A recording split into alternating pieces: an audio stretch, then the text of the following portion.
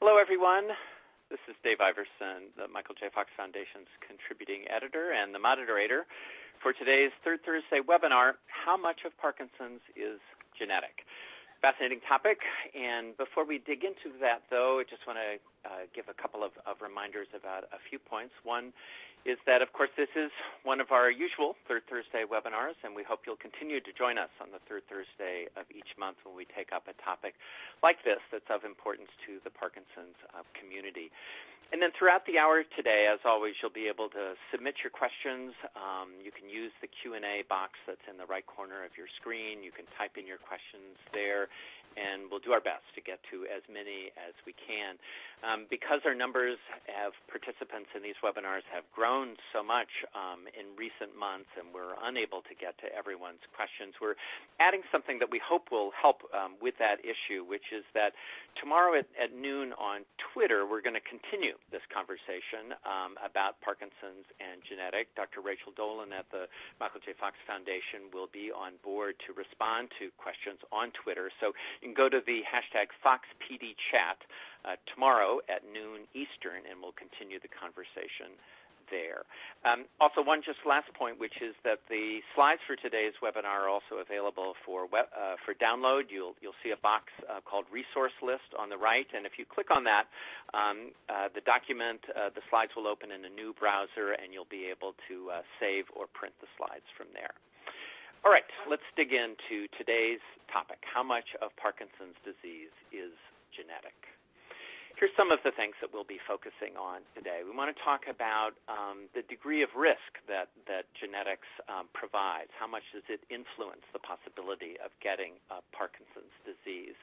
But we're also going to look at sort of the other side of this question as well. Not only do genetic mutations provide risk for Parkinson's, what are we beginning to learn about whether or not genetics may also provide some clues for protecting people from Parkinson's disease? And then in turn, what can genetics perhaps teach us that will lead to new treatments that might be useful for people not only who have a genetic root to their Parkinson's, but to people who have Parkinson's perhaps for other reasons as well. So those are all the things that we're going to be digging into today. Let's meet who we're going to be involving in our conversation. Joining us today, first, John Gilman. John is 31 years old. As you see on the slide, he's the co-founder of a startup in Boston, and he carries something called the LRRK2 mutation, LRRK2 mutation, which puts you at greater risk for Parkinson's, although John does not have Parkinson's himself, but he has taken that knowledge and used that in some interesting ways, and it's quite an interesting story that we'll be hearing a little bit later in our webinar today. But John, welcome. Thanks very much for being part of our conversation today. Thanks for having me. Joining us as well is Dr. Mark Cookson. Mark is a senior investigator at the Laboratory of Neurogenetics at the National Institute on Aging, which is, of course, part of the National Institutes of Health in the greater Washington, D.C. area. Mark Cookson, thanks for being part of our conversation as well. Sure, no problem. Thanks again for having me, Dave. And finally, Dr. Tatiana Faroud, who is the director of the Hereditary Genomics Division at the Indiana University School of Medicine, along with Mark, a leading genetics researcher. Tatiana, thanks very much for being part of our program as well. I'm delighted to be here.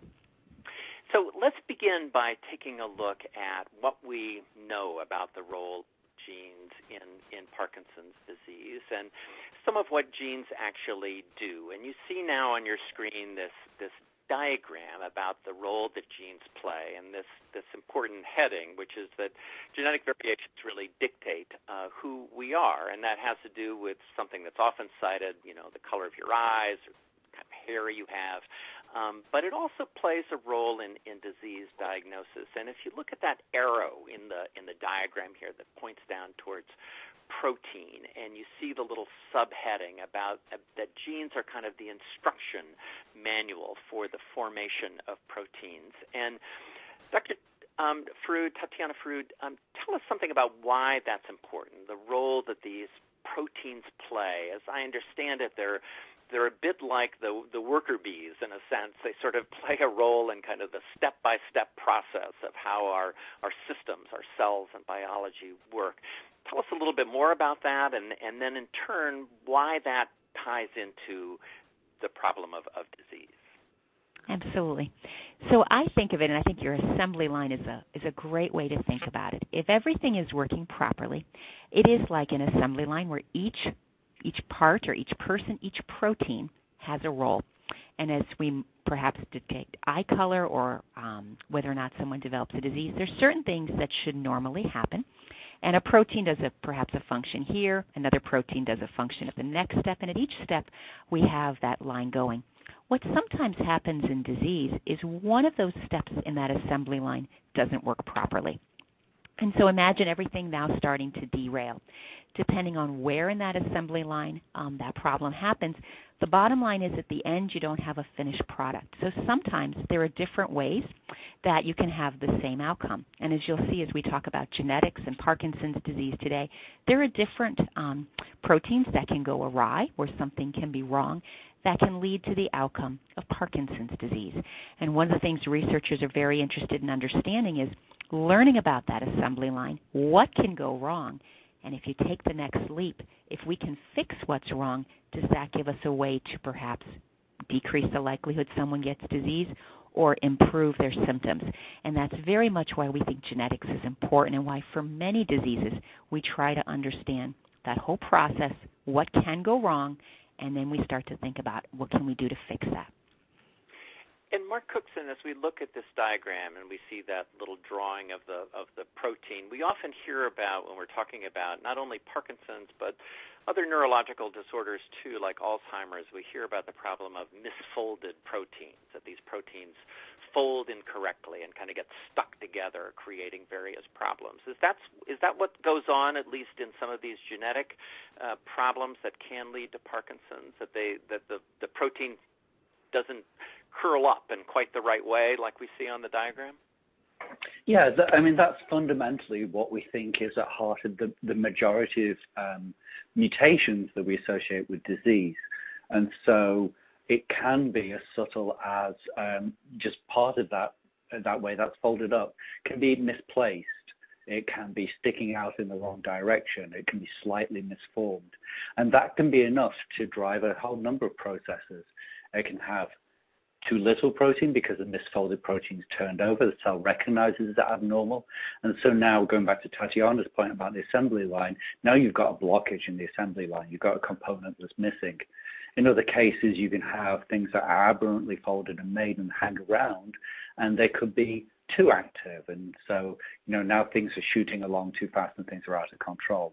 It is important to my mind with genetics to realize that, yes, DNA sets who we are, but, as we're talking about here, the real work is done by the products of those, the proteins. And when they're wrong, that's when we can get disease. Okay, so it's like the genes are the instruction manual, but it's the product itself, that assembly line product that goes amiss. So let's move from this kind of basic understanding of the role that genes play in creating those proteins to talk about how that ties into creating Parkinson's disease. And we see on this slide the first point, which is key, that there are lots of different reasons why we get Parkinson's, including some that are genetic. There are other reasons those proteins can get stuck up too, not just genetic problems. And we see the point, Tatiana Farud, that some genes may act alone to increase Parkinson's, but some may act together. So there are a lot of moving parts here, right? It's not as simple as A causes B. And sometimes A and B together make C and so forth. Is that right? That's absolutely right. And so I like the balls that you have right there because I think it lets us draw maybe a couple ways to think about this. So sometimes there are genes, and we'll talk about this a little bit more, I think, in the next slide. Sometimes if you pull one of those red balls, that red ball alone might be a significant risk factor for Parkinson's disease.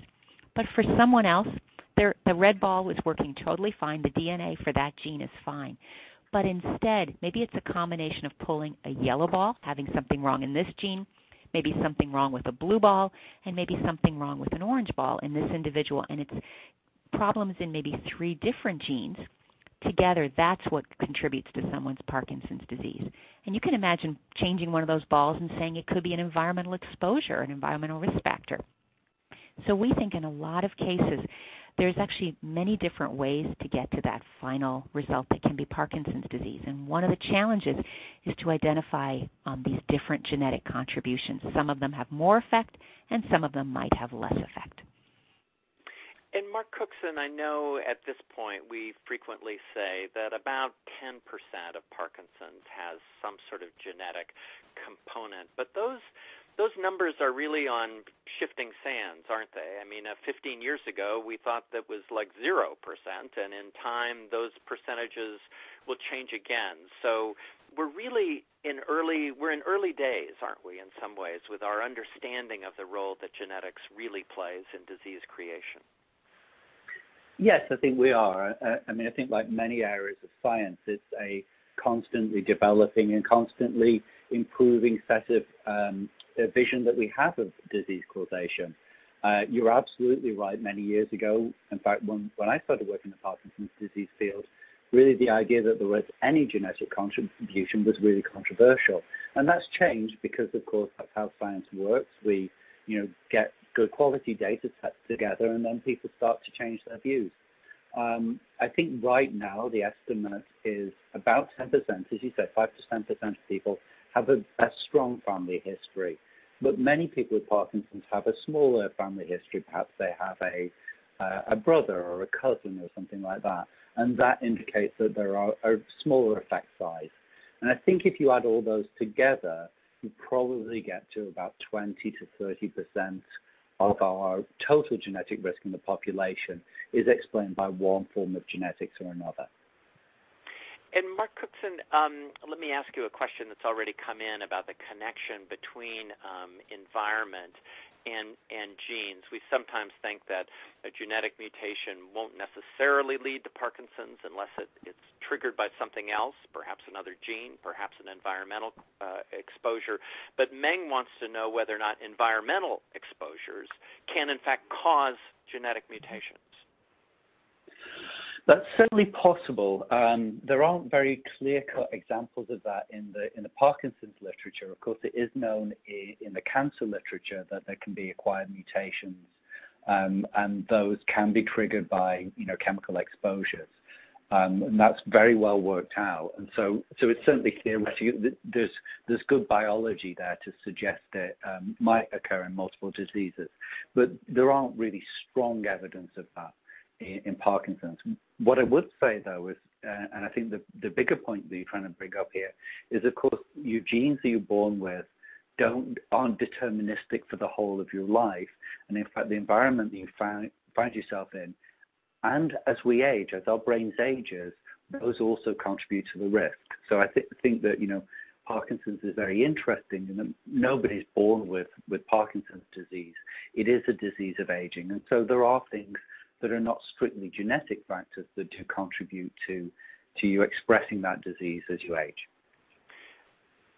Let's start digging in then to what the actual gene mutations are that can lead to Parkinson's and what some of the risks are associated with them, because as we've already described, it's not necessarily a one-to-one relationship. So if we go ahead and take a look at our next slide, we'll begin to have a sense, I think, of some of the things that are going on in this particular way. So if we could advance to the next slide, that'll allow us, I think, to take a look at what it is that we want to get into next.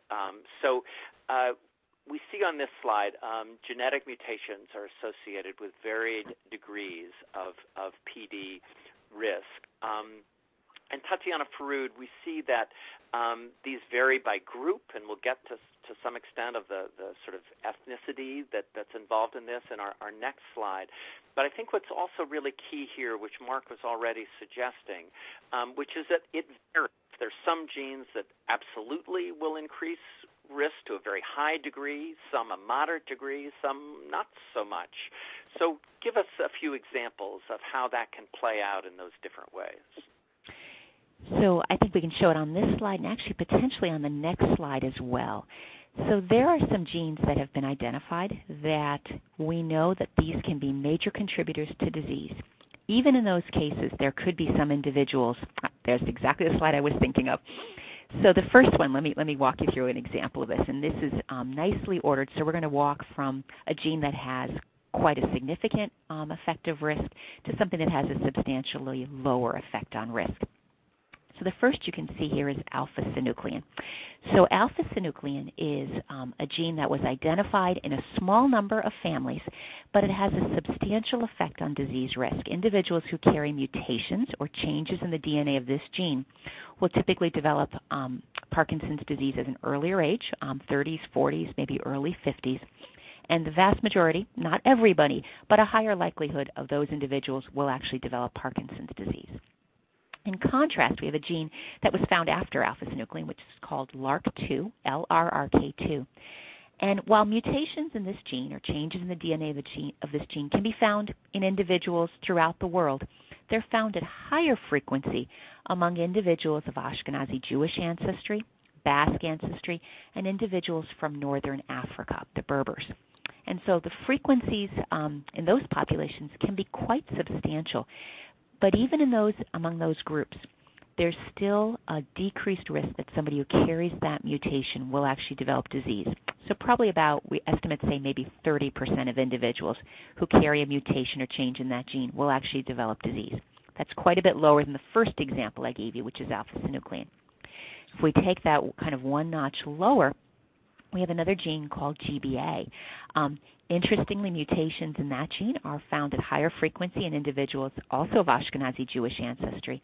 But among individuals who carry that mutation, we estimate maybe only 6 to 10% of those individuals will develop Parkinson's disease. So you see a real tiering or kind of stepwise reduction there. And you can imagine being told that you carry a mutation in these genes has a different impact on whether or not you'll develop disease. And it leads to some really interesting discussion that I think we'll have with gaining that information and then knowing that this is not definitive. It just increases your risk. Well, with that, let's bring John Gilman into our conversation today. John, again, is a young man who is involved in startup in Boston, 31 years old, and has an interesting story about his own discovery of what his DNA and genetic makeup meant and what it might mean for the possibility of Parkinson's. So, John, thanks again for being part of our webinar today. And tell us what happened, because this is an interesting journey that you went on and why it was that you happened to get tested and what you learned from that process. Sure. So prior to starting my company, I worked at another company called Runkeeper. And Runkeeper, for those that are not familiar, it's a mobile app that uses a GPS in your phone to track your runs, your walks, and your bikes. Track calories, pace, and all that. And working in that company, myself, I'm a runner. It got me really interested in the whole quantified self area. So how we can use data about ourselves, about our health, whether it be calories burned, your heart rate, your skin temperature, to make decisions on a daily basis that could improve your health or could even, or things that you shouldn't be doing. So as part of that journey and getting into the quantified self movement, I decided to take a look at my genetic makeup. So I went and did a 23andMe test and did that about a year and a half ago. And once I got the package back from 23andMe, took a look at my results, and they give you, great breakdown of your lineage and being able to see that. It was really interesting to just sort of see family history and the family tree. And then I went to the health risk factors section of the report, and that's where the number one result was LRRK2, increased risk of Parkinson's disease. And at that point, so I have no history of Parkinson's in my family. I sort of, I was a little bit confused, didn't really know what it meant, so I ended up going to the internet to try and figure it out, and did some searches around LRRK2, read some medical research that I didn't quite understand, but it landed me on actually the Fox Foundation website, where I found an article that's still up there today that's just a great overview of what LRRK2 is and how it's believed to be related to Parkinson's. So after reading that, it kind of was a couple week process of just sort of kind of processing the news. It wasn't something I was really expecting to find out about myself. And it was a little bit of a bummer for sure. I mean, to sort of read that this might be your fate further down the line. But sort of quickly after that period, I decided to sort of take action and to not really just sort of sit and think about what may happen, a few years down the road. Am I going to develop Parkinson's or not? And I decided to get involved with the Fox Foundation and even with research. So I'm participating in the PPMI study.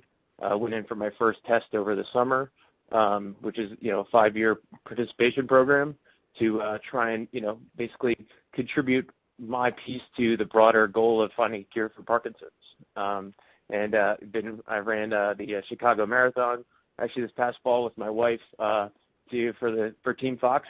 So it's ended up something that I found out that was a bummer, that was definitely that was a negative, has actually really turned into a positive. And just being involved with the Fox Foundation, the staff, the other people I've met through the Fox Foundation has been great. And it's really it's sort of made me realize that actually learning this news, I can play my small part in helping find a cure for Parkinson's disease, and that's been super rewarding. And that's kind of led me to on this call today to talk to you all as well.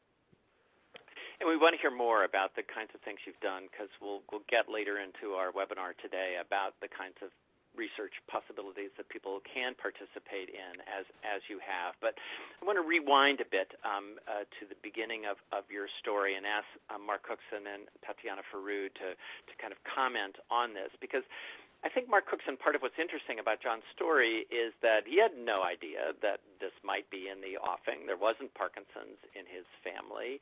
And through taking this genetic test, learned that he was of a larger degree of Ashkenazi Jewish descent than he had realized, and that he carried this mutation. So it was a surprise. What does that actually mean? So let's go back to what Tatiana Farud was saying before. But Mark, fill us in on when you know you have that mutation, what does that actually tell you? What do we know now about what that tells you about the prospects for Parkinson's? So John, thanks again for sharing your story. And I just take issue with the small thing you said, that you play a small part in research. I disagree. Patients and people who get involved are absolutely the lifeblood of what we do in my lab and in Tatiana's lab. And it's really great to hear that involvement, because literally without you, we could not do our work. What I think your story tells me, and I'm kind of visualizing your family in my head, is that one of your parents and grandparents must have carried that mutation, that allele in LRRK2 that then was passed on to you. Now, this goes back to something we said earlier, 2 things that I'd like to bring out. First of all, the fact that your parents and grandparents did not have Parkinson's disease shows you how those risk alleles really are not absolutely causal. So you can have mutations in many of these genes and escape Parkinson's, including to some ripe old ages. There's a famous case in literature of a woman who was in her 90s, and despite careful viewing by neurologists, really had no symptoms. And understanding how risk factors express themselves into disease or not is really challenging. Frankly, the only way we're going to get to that is have people who do and don't express the disease, who have the same mutations, and examine them. And we talked about that earlier, that there are other things. They could be environmental, they could be aging related, there could be other genetic factors that will change your risk. So I think that's something that your story, John, really tells me and really illustrates in a very personal way. The other thing that I think it says is how difficult it is to grasp this. As a person, you either have a disease or you don't, But of course, what we're talking about is populations of people. And I think one of the things that's very hard when we're talking about risk factor genes is that they're not causal. And it also tells us part of the reason why we missed them for so long, because they're not so clear-cut like blue eyes or curly hair that you can track them through families. And in your family case, I think that's a really good illustration of why it took us a while to get there. And John, do you know, I mean, it would seem, based on everything we understand, that one of your parents must carry this gene mutation. Do we actually know that? Have either of your parents been tested? So actually, it dovetails into, I think, a conversation we might have a little bit later. But I have talked about the results with my family, and my mother actually decided to go and get tested herself, and she did not. She was not. She didn't have the LRRK2 mutation, so it likely came from my father's side. But he has not undergone genetic testing so far, and has no signs of Parkinson's. So but it's sort of to date been his choice to decide not to do that. And I think that there are there are a lot of implications for personal decisions around whether or not people want to get tested themselves. And we will, as you suggest, we will get into that question of to get tested or not get tested in just a little bit. And you have, I know, some really interesting reflections on that. But it does really bring out the point, Tatiana Farooq, John's story, that even if you carry that mutation, you may or may not get the disease, and we don't know what exactly might be going on in combination, right? If there's no familial history within John's immediate past, whether there's another genetic function that would have to happen before anyone, John or anyone else in his family would get it, whether an environmental exposure would have to happen, but it's a perfect example of what you were what you were illustrating before. Absolutely. I'm afraid he did it much better than I could have done it in words just by describing his family history. And I guess that also stresses, and I want to say the same thing that Mark did. This is exactly what research tries to understand, and why participants and individuals getting involved in research is so important. It is only by studying actually relatively large numbers of individuals so we can tease things apart.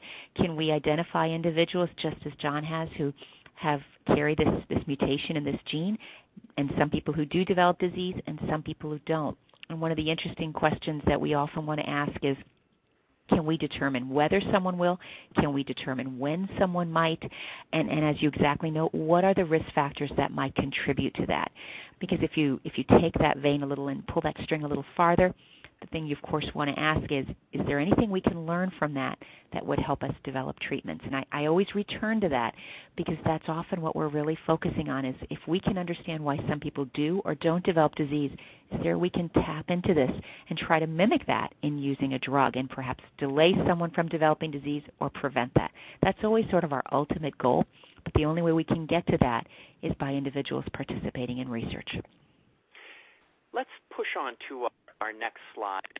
Look then at some of the questions that we're still trying to explore that center around this question of genetics and Parkinson's, because as you all have suggested, there's a lot of things that we're still trying to figure. What role do genetics play? Quickly, what might progress?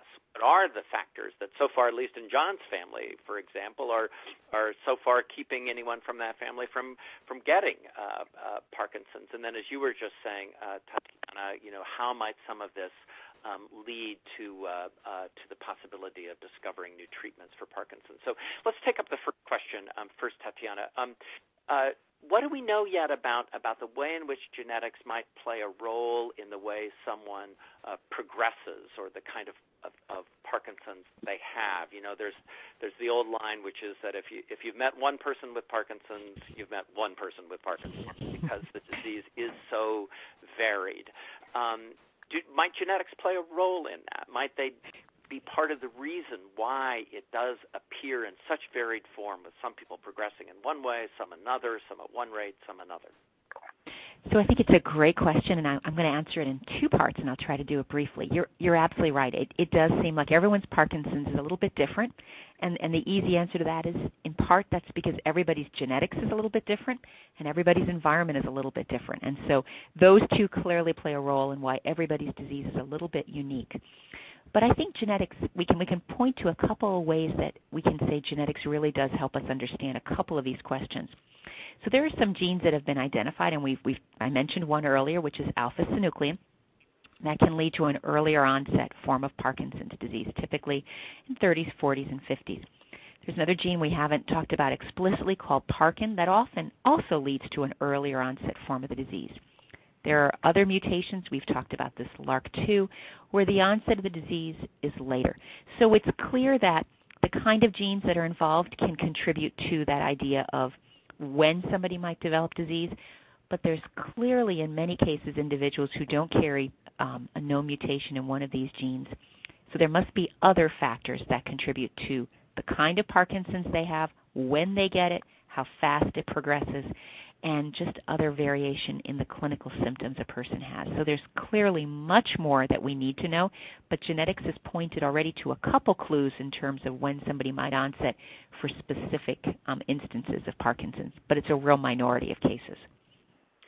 And Mark Cookson, on the next question about what keeps some people with Parkinson's risk mutations from developing Parkinson's, we look again to John's story as an interesting example of there being a genetic something that increases genetic risk, but so far so good with John's family. Do we know anything about what might be keeping John on the good side of that question? We really don't at this stage. I mean, I think that's one of the more interesting areas in genetics as a whole at the moment. But I can give a couple of examples of other diseases. So there is a mutation in Alzheimer's disease that almost prevents, and this is present in the Icelandic population, almost prevents your risk of Alzheimer's. There are also some protective alleles in cardiovascular disease that are now fairly well characterized. And so I don't think we know what it is, but we do suspect there are modifier genes, as we would call them.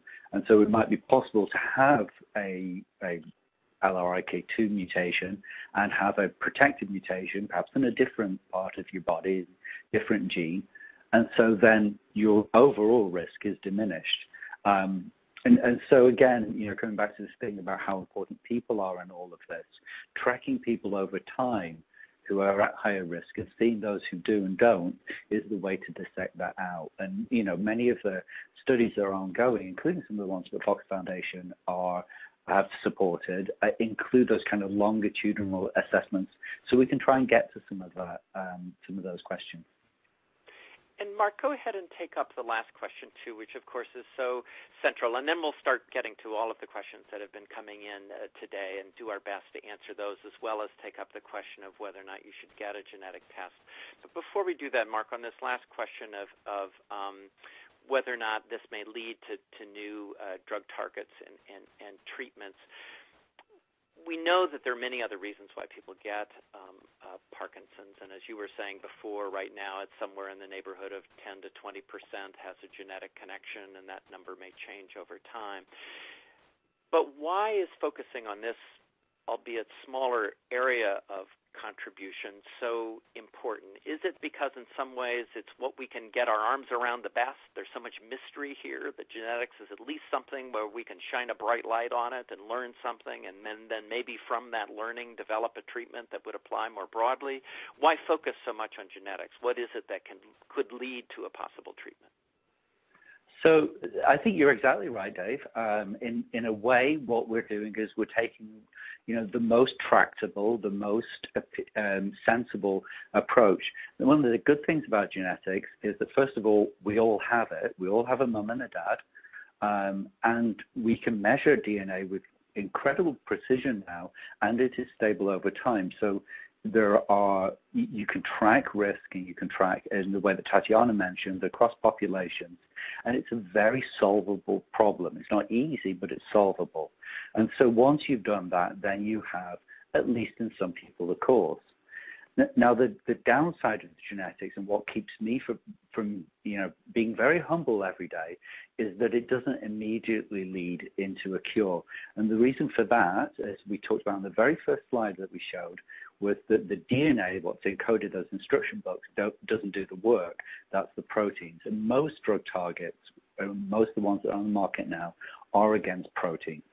And so then we have to understand what the protein does. You were talking about how it's folded or misfolded, and then eventually get molecules, small molecules, drugs, that will sit there and fix things or block them if they're overactive or boost them if they're underactive. So that's the rational drug development pipeline. And of course, that takes an incredible amount of long focused effort from multiple disciplines. It starts with genetics and goes through to pharmacology and all the things that we're familiar with. I would say that we're very hopeful with the mutation that John was talking about that he carries, LRIK2. That appears to be quite a good target for drug development, and there are multiple programs now supporting ways in which we could turn down or turn up that protein in cells. It's very much a just keep checking back, we'll keep you posted.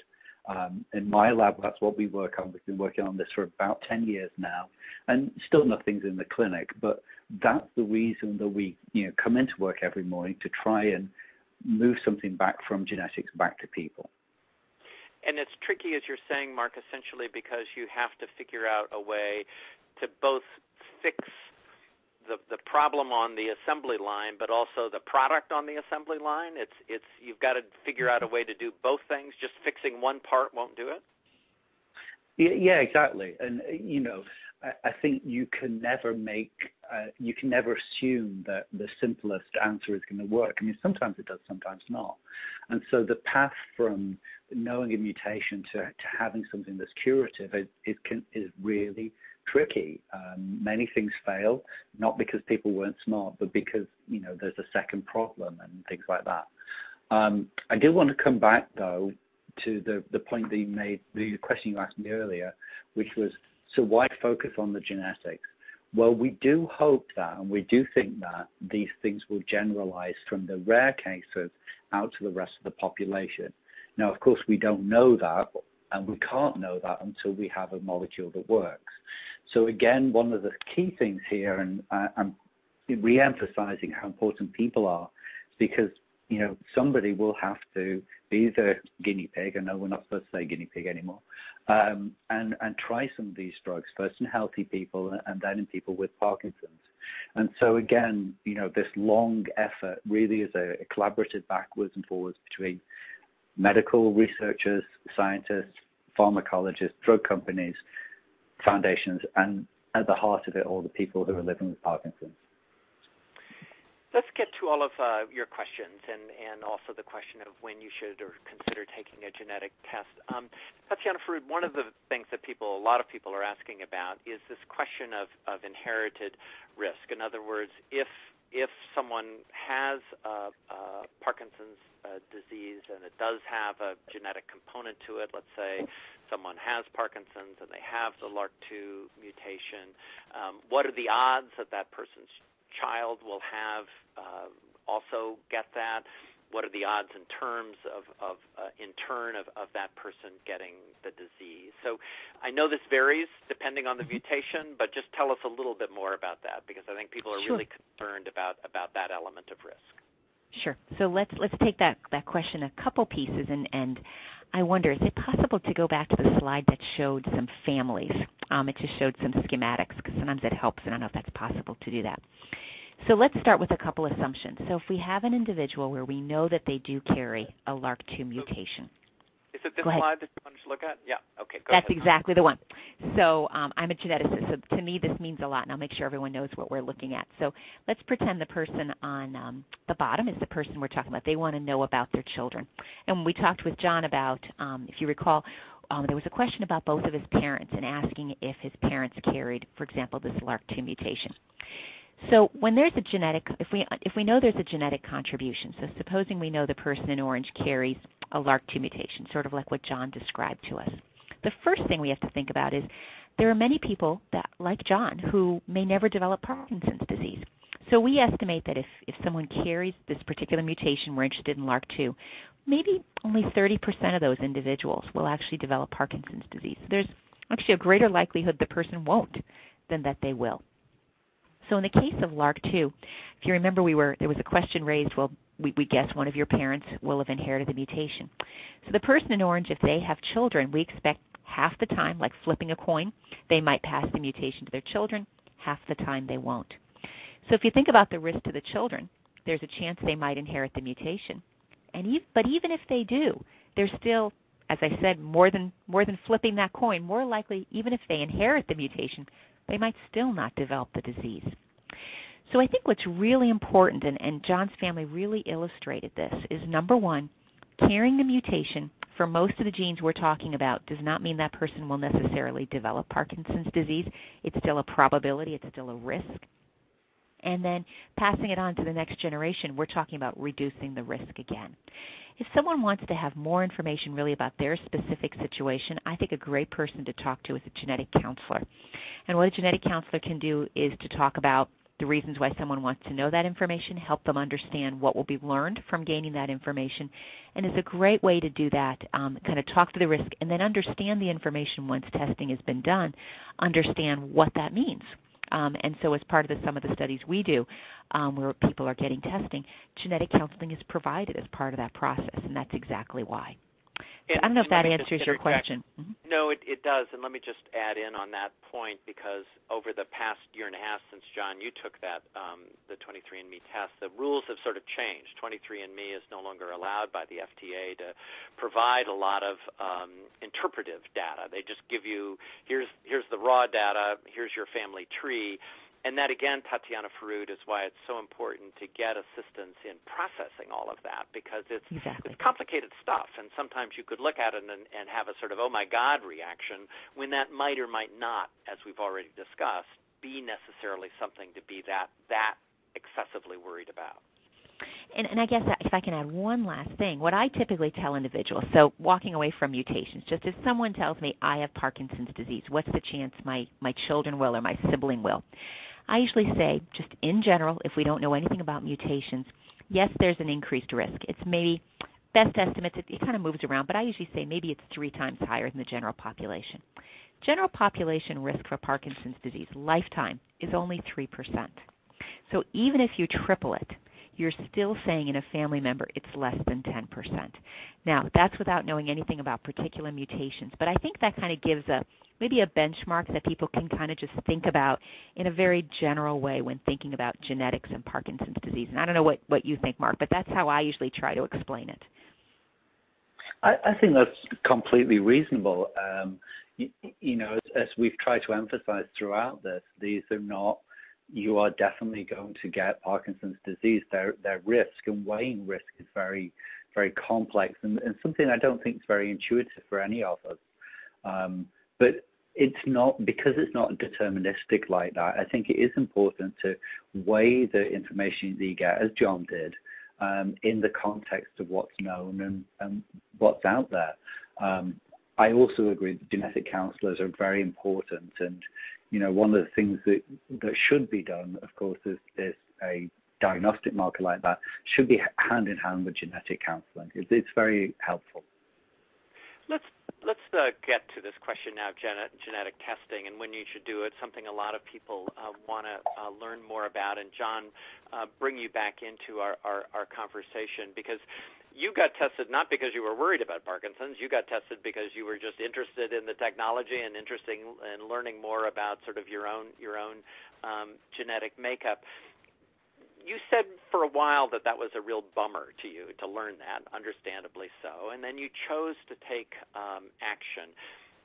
Give us sort of a little bit more sense of your own decision-making along those lines, and what you might say to other people about sort of what you need to think about, I guess, if you're going to go ahead and get genetically tested. Yeah, sure. And so it's it's definitely been an evolution, over the past year and a half. If we had this panel, let's say, 3 weeks after I initially got tested, I certainly, I didn't have the same perspective that I have now.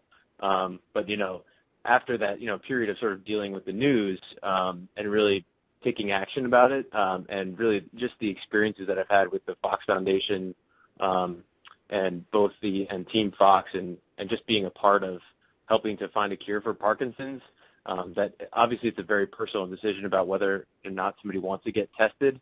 I can just tell you from my personal experience that this past year and a half of interaction that I've had with being involved with the foundation and research has been so fulfilling and so enriching that, if somebody asked me, would you go back and take the test, I would say yes in a heartbeat. I think, obviously money is a necessity for any cause that raising funds for research and for other purposes, but to be able to contribute, your own personal data in a way that only you can uniquely contribute, whether because it's your genes, it's something that just only you can do, and people who are like you can contribute in the same way.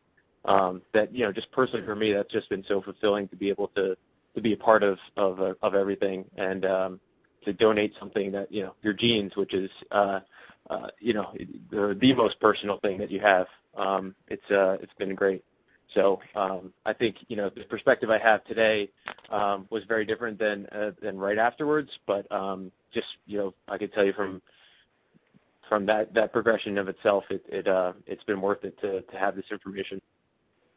And Tatiana Fruit, I want to have you comment, if you would, on the last bullet point on our slide, because I think it's important, which is that you can participate in genetics research without actually learning your genetic status. So if you're someone, unlike John, if you're someone who has Parkinson's disease or has Parkinson's in their family, and you want to participate in that research, but for personal reasons don't actually want to know what your genetic makeup is, perhaps your children don't want to know, that's very possible to do. So you can participate in this research without actually learning your own personal results. Can you comment on that, please? Absolutely. So there are some studies. There are some studies that do require certain individuals to learn their results, but there are absolutely research studies out there in the area of Parkinson's disease exploring genetic risks that do not require the individual to learn their results. And so if someone's interested in participating in research, doesn't want to know that, I suggest they can look both at the Fox, at Trial Finder, and at different studies there.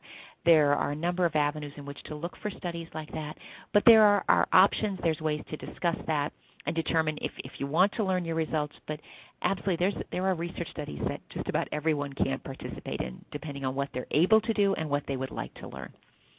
Let's get to more of our audience questions. Here's an interesting one.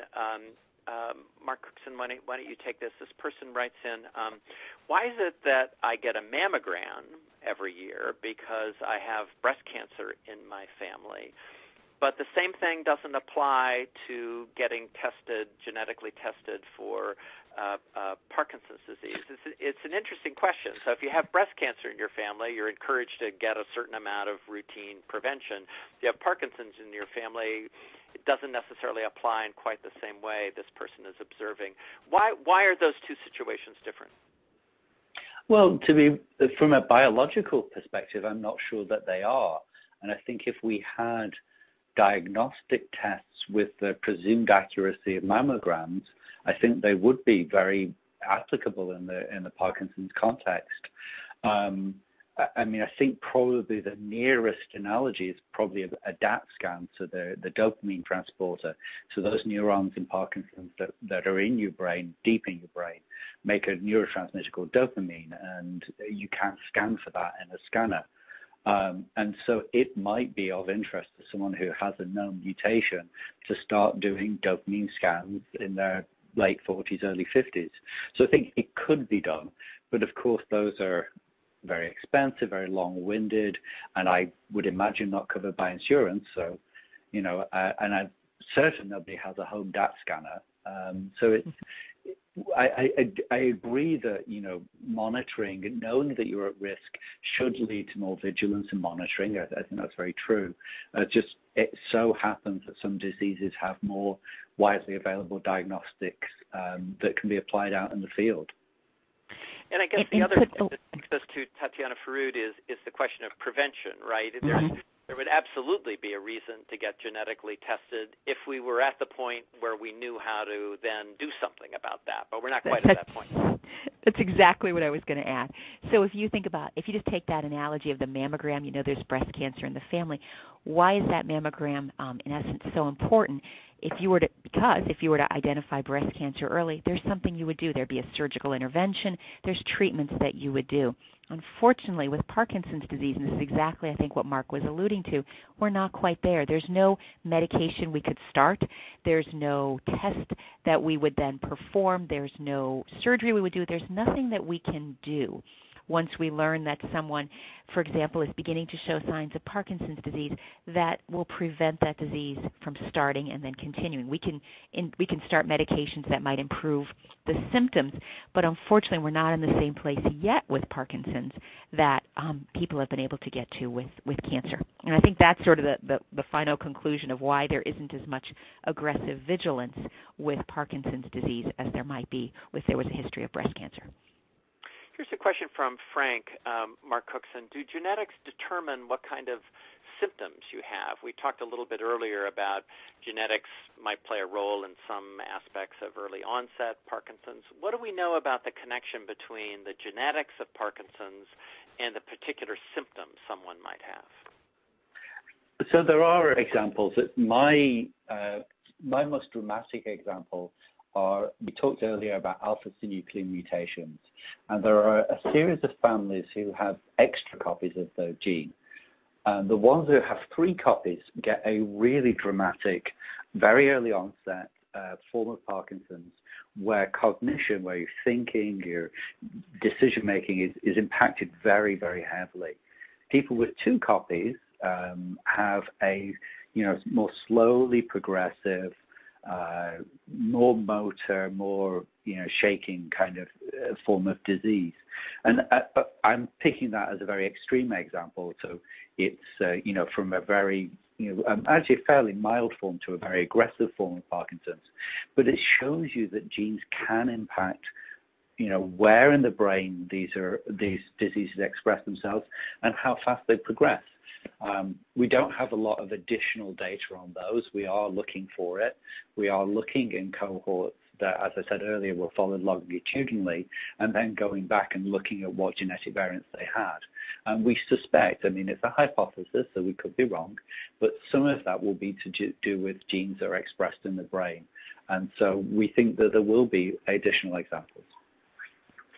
Couple of questions that are coming in from people about, if I have a familial history, what are the chances that I get it? We've talked about that some, but a couple people want to know there is Parkinson's in my family and there is a genetic mutation, is there anything I can do to beat the odds? John Gilman, why don't you weigh on that first? Has this made you that much more determined? You said you were a runner earlier. Are you trying to do everything you can to just be as healthy as possible? Is that sort of one of your strategies? Yeah, I have, I actually kind of like going back to when I initially started researching, LARC2 and reading some of the medical research, like what was interesting was just like how different some of the papers had the percentage chance, like how was everything. There was a wide range in there of some papers said it was very likely, others said it was less likely, and Tatiana and Mark have talked about how the research is going is kind of coalescing around a certain number, but really it's sort of I try also knowing about it, like knowing that there's not a whole lot like it could do health-wise. Like, yes, I'm a runner, like to stay in good health and enjoy running marathons. But but really, from a day-to-day standpoint, like I really think helping out and working more with the Fox Foundation about with my time and obviously with research, like that's really been. It's not going to medically make me any less likely to develop Parkinson's, but just mentally, it's just it puts me a little bit more at ease to know that I'm helping out in a way that I wouldn't have helped out before. And I think almost the mental health side of it is as important as not. It's an important part because it is definitely it's a lot to consider.